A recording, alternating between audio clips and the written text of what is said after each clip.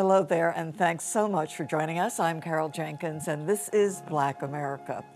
10 years ago, Black America premiered on CUNY TV, launching with our first guest, Darren Walker, who just started as president of the Ford Foundation.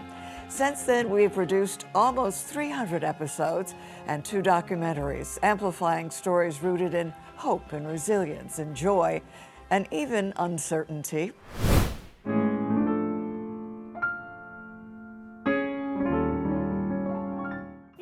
Truly a philosopher at heart, right? I think so. That's what you probably. are. Nobody's ever told me that, and I'm going to take it. Thank you, Carol Jenkins. When you decide who you want to be, just go read a book.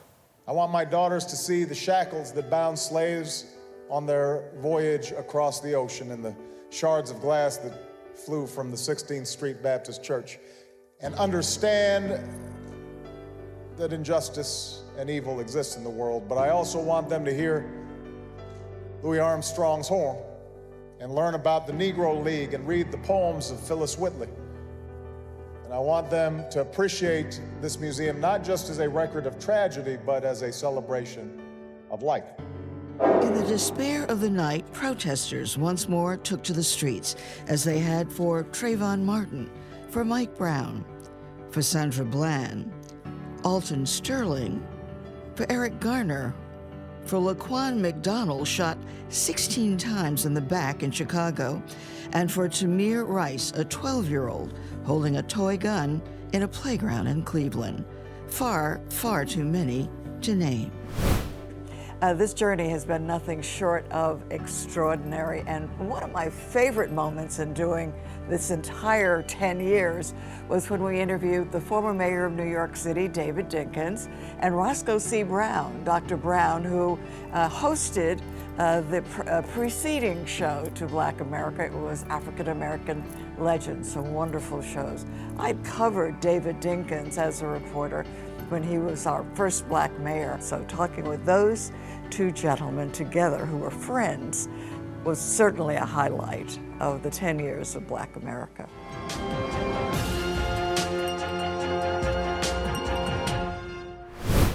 My view is that we can celebrate the past, what we've done in literature, art, music, sports, politics, but we have to organize for the future, the new world of technology, the new world of interaction, the new world of education. And what we need to do in our own community is to organize within ourselves. See, there's no easy route to equality. We've lived through a lot of the segregation and discrimination. And I can remember in as late as the 50s, we were told, you Negroes shouldn't be so pushy. They only lynched 5 last year. And so my answer always is, things are better. They're not what they need to be. Thank God they're not what they used to be. Another moment that was hugely significant to me, we did a lot of shows about Black health. We interviewed Linda Villarosa about Black maternal health. People talk about discrimination in our healthcare system, and they think Tuskegee. So the Syphilis Project. The Tuskegee syphilis experiment. Right. And certainly that was terrible, but that was years ago and it mattered. But what happens to people to make them resistant to our healthcare system is what happened to them yesterday or what happened to a family member. And so there is a problem in our healthcare system that it's been difficult to both address and to find solutions for. We interviewed Dr. Uche Blackstock about the discrimination, not only of patients in the hospital, the medical industry, but also for doctors and how difficult it was.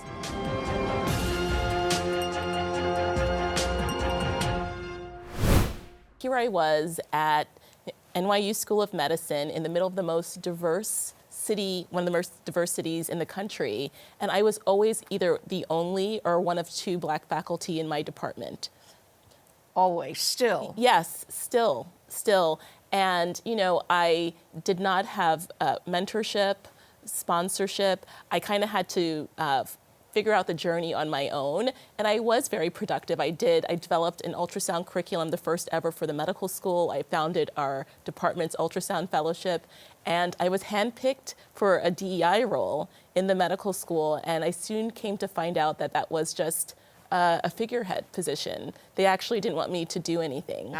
Right. And, you know, this happens very, very often. And in that role, I was silenced, I was muzzled, I was told that I couldn't speak up.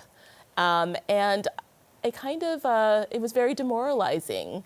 You know, just not having the support, I felt incredibly isolated. And at the time, I thought I was the only one that felt that way. So when I made a decision to leave, I said, I cannot be in this environment where I can't show up as my full, authentic self. And come to find out, this is the case for so many Black physicians. We did an interview with Barbara Smith, known as B. Smith. I'd known her for many years. She owned several restaurants in New York City and Washington, D.C., out in Sag Harbor. Brilliant woman who hosted shows, cooking and fashion shows.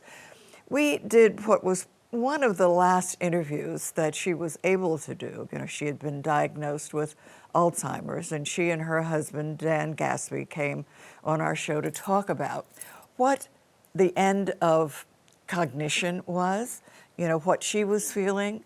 We knew that she had years to go, but the ability to, in her own words, explain what was going on with her was coming to a close. So meaningful, and especially since Alzheimer's and dementia is a medical issue in our family. I'd gone through it with my mother for 13 years. Her sisters also had been diagnosed with it. So for me, it was extraordinarily meaningful while she was able to talk about what she was feeling and what they wanted other people to understand about the disease.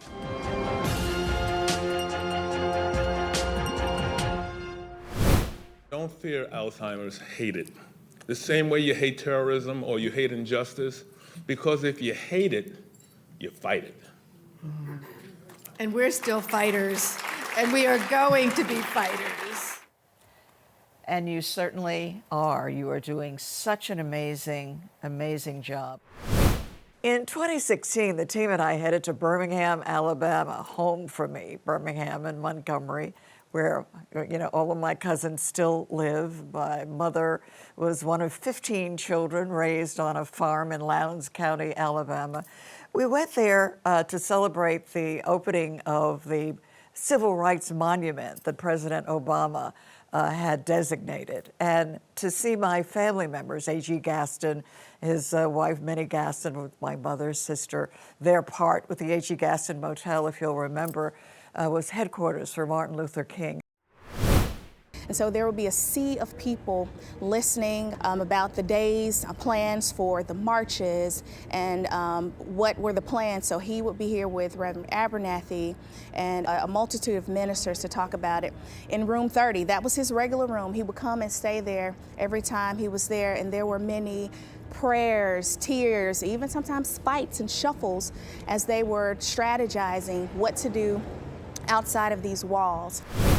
So we went back to commemorate that, and it was a special homecoming for me. If you don't know that Birmingham, and when the team was so excited about going and expecting some, you know, huge display of this, you know, the civil rights movement, I said, you're talking about a corner, you know, in Birmingham, Alabama, where you had the 16th Street Baptist Church, where now the Civil Rights Museum is, and where the A.G. Gaston Motel that King used for his headquarters were all like right on the same corner. It's the corner where dogs were unleashed on children marching for equality. The thing that was so indecent, as Martin Luther King talked about it later, it was the indecency of what America saw.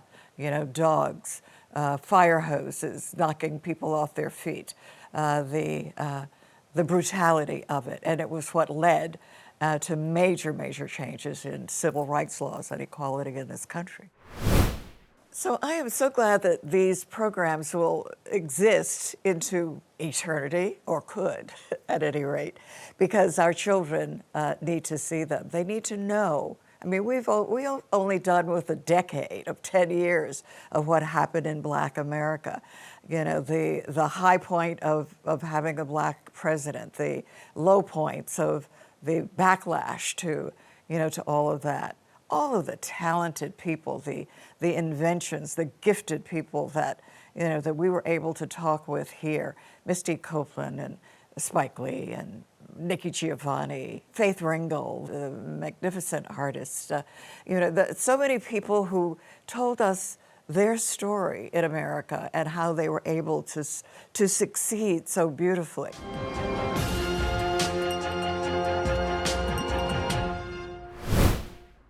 What's the core of that? I mean, you talk about this confidence, this perseverance. You don't want to let people down, but still, most of us feel that way, but may not have the, you know, the whatever it takes to get through it.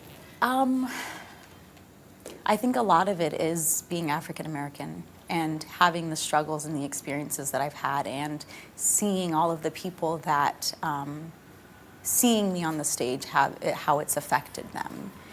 That's what kept me going on those days when I couldn't physically walk, when I had doubts and thought, like, why am I fighting so hard? I might not ever be able to jump again. Why am I doing this? And it was those little brown girls. It was those girls in the audience that were there the night of Firebird that made me feel that I was going to do it no matter what physical obstacles I felt. I was going to find a way around it, because what was possible for me to create could change the future for so many young dancers. And it just makes you superhuman when you feel that.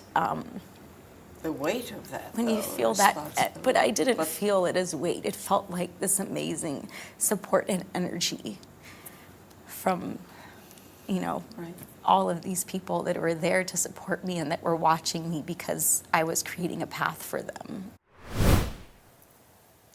Serena, right? Her father, you know, my daughter's gonna be the greatest. They're like, Negro, please. You know, playing tennis, crack vials on the court, the obstacles. I mean, we're not no golden follow yellow brick roads, you know, the wisdom. We had to the road with a lot of rocks in it, and it's not paved. But we push that side and keep it moving, and we got to. Right, and I said to you, and I put look, don't tell me you were a kid when you started watching me on TV. Look, I just know that it was not easy for you. Right. It's never easy for pioneers. Right. It was quite a hustle. But you're here now, and you did your thing. So I just got thank you. Well, thank you for that. And we know, and I'm sure you know as well as I, that the community needs policing, and I don't know another word for that. I think that police people, men and women, need to live in the community, first of all. I don't think you should be away from the community. I don't think you need guns, because to think that a gun makes you safe is an insanity. We see that. There are more guns in America than there are people. Precisely. And nobody's safe. You can't go to Kroger's, you can't go into Walmart, you can't go any place that somebody might shoot you, let alone drive your car. And I have a son, so the first thing you teach them when they are old enough to get their driver's license, when you get pulled over, put your hands on the wheel. His name is Sir, no matter, and do not try to explain anything. Interesting to hear the revolutionary Nikki Giovanni saying, put your hands on the wheel and call him Sir. Yeah, because I can pay for a ticket, but I can't buy another son. And so this is something we give up. In order to keep my son, I have to give up some of my pride. And that's probably true of all of us. I saw all these boys pouring up out of the subway. Right. On 145th Street and St. Nicholas Avenue. Up the hill to 145th Street and Convent. Right. And down. I had seen these boys doing this, and I said, who are those boys? Where are they going? And my mother says, they're going to City College. So I said, well, maybe that's the school I'm going to. Is that where I'm going? She said, you want to go to City College? Yes, it's close. Well, wasn't there a hitch, though, that girls were not allowed? Absolutely. And so even though you saw, that's why you saw all those boys coming out of the subway. Girls were not allowed. But you know something? Yeah. I was brought up to let nothing get in your way. And so you managed to talk your way. I didn't think about that they were all boys. Right.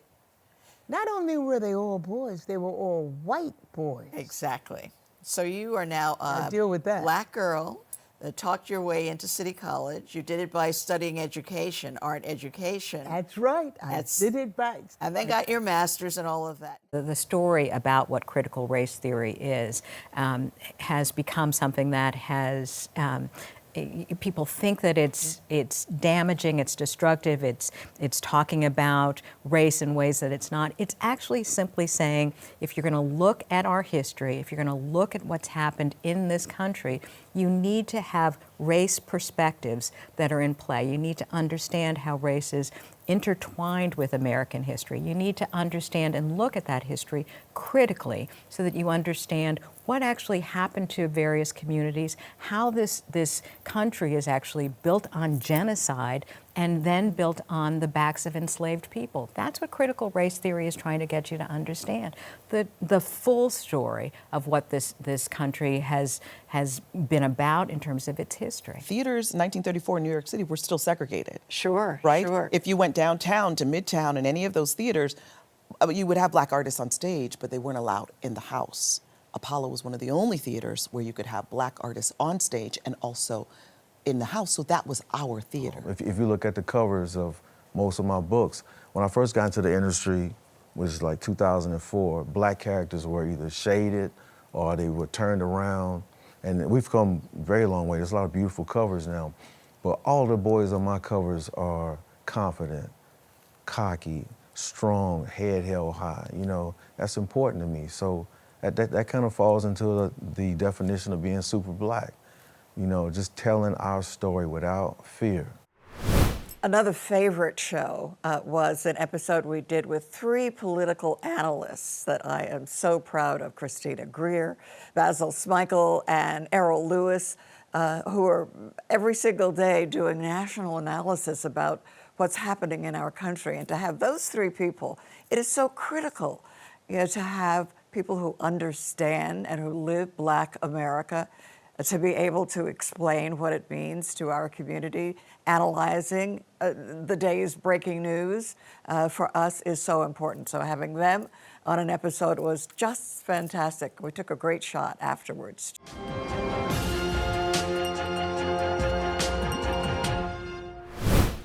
One of the issues that we have to contend with is the growing misinformation and disinformation that seems to permeate our communities, and the cost of access to real journalism gets more and more expensive. So sometimes you're on a network where you actually have to have a cable package to actually hear intelligent people talk about ideas, right? But there are other networks that are free, and you can just kind of get, or newspapers or, you know, websites that are free, and that's where a lot of misinformation and disinformation occurs. Ruby Sales was a special interview for us. You may know that she's a public theologian. She calls herself a freedom activist. In Lowndes County, Alabama, my hometown, in the 60s when she was a teenager, a young white minister who was working with her to register voters actually stepped in front of her as a local person fired on her.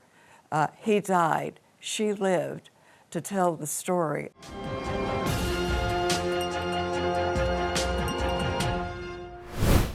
Must realize that the Southern Freedom Civil Rights Movement created trauma in many young Black kids because of the repressive violence in response to our activism. In my particular case, it had to do with being arrested, put in jail with a group of young black and white students, being let out of jail and going to a grocery store on a hot August summer with 4 of my other colleagues to get soda for the group because we had been in jail for 7 days.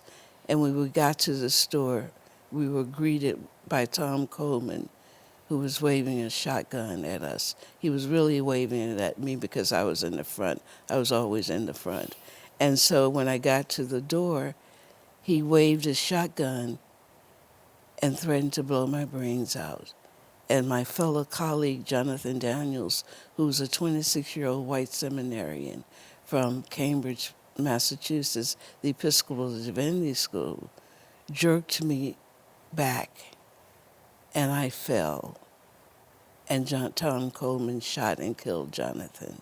And the other person who was with us was Father Richard Marsrow, who was holding the hands of 17-year-old Joyce Bailey, a local black resident who had also been in jail with us. And as he was running, holding her hand, Tom Coleman pumped his shotgun and shot him in the back. And he lay writhing on that hot pavement street without any help. And of course, Jonathan was killed, and Father Marsha was critically wounded. And this trauma as a teenager fighting for civil rights silenced you for a while. I was unable to speak. I could not carry on the conversation. The only thing that I could do was to answer questions when they were asked. And I broke my silence finally at the day of the trial, is really when I suddenly found my voice again and began to speak. But I was deeply traumatized. And for years, I never told anyone that I was the girl whose life had been saved by Jonathan Daniels.